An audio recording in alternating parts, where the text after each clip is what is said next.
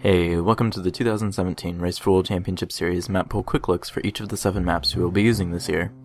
Today we have Sylvan Cliffs, a map made by Subatomic Panda. The map starts out with a standard spawn drop, which leads to a house with some miscellaneous supplies. There's some basic supply chests along the pathway, including a projectile protection chest plate. At the end of the pathway we have the first main choke point, a giant chasm.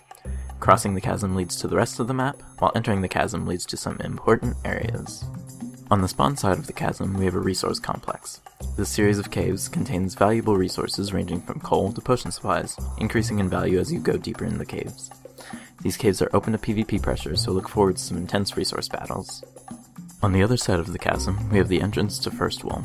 In this dungeon, players must fight through mobs in order to flip 3 levers spread throughout the dungeon.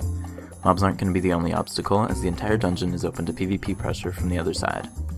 Once all 3 levers have been flipped, the entrance to the wool box is opened up, and players can collect the pink wool. There are a few goodies for teams to collect throughout the dungeon, including the first TNT supplies chest.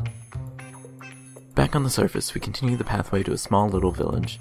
These houses contain various resources ranging from lighting to basic gear to combat gear to sleeping gear.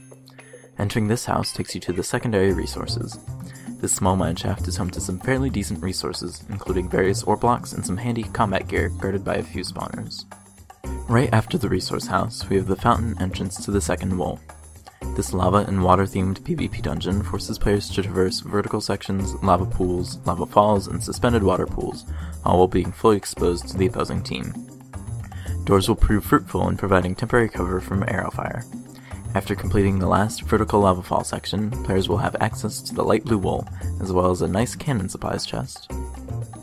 Past the village, we have a tower. There's a chest at the base of the tower with some okay items in it, but the main goodies in here are at the top.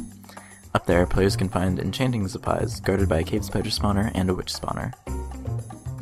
After the tower, we have the titular cliff, leading down to the last part of the map.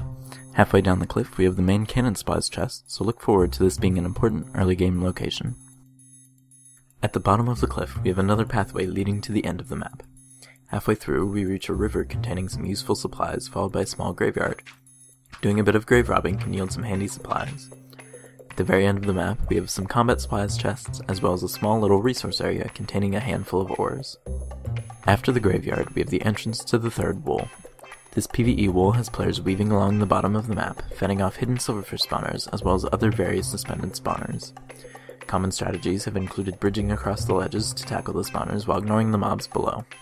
While it is a very risky strategy, it is one that has worked for teams in the past. Once the first section is cleared, players are faced with a long vertical ascent to the wool box. Spawners are littered throughout the tunnel, so mobs will constantly be falling down onto the players.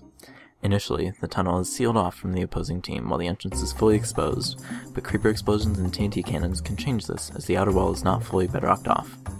However, cannons should be used with caution, as TNT can also have the added effect of clearing the path for the enemy, destroying enemy spawners, or even illegally cannoning the opposing wool box. If players are able to brave their way through the tunnel, they are rewarded with a diamond block, as well as the yellow wool. Once we have all 3 wools, we can head back to the start of the map, right before the village, where we can find the victory monument on top of a small little hill. From here, we can place all 3 wools and claim the victory. This has been a brief and quick look at Sylvan Cliffs. Click here to watch our previous map tour of the Abandoned Kingdom by Koipen, or click here to go to the playlist containing all of the maps for the 2017 Race for World Championship Series. Stay tuned for a map tour of the next map.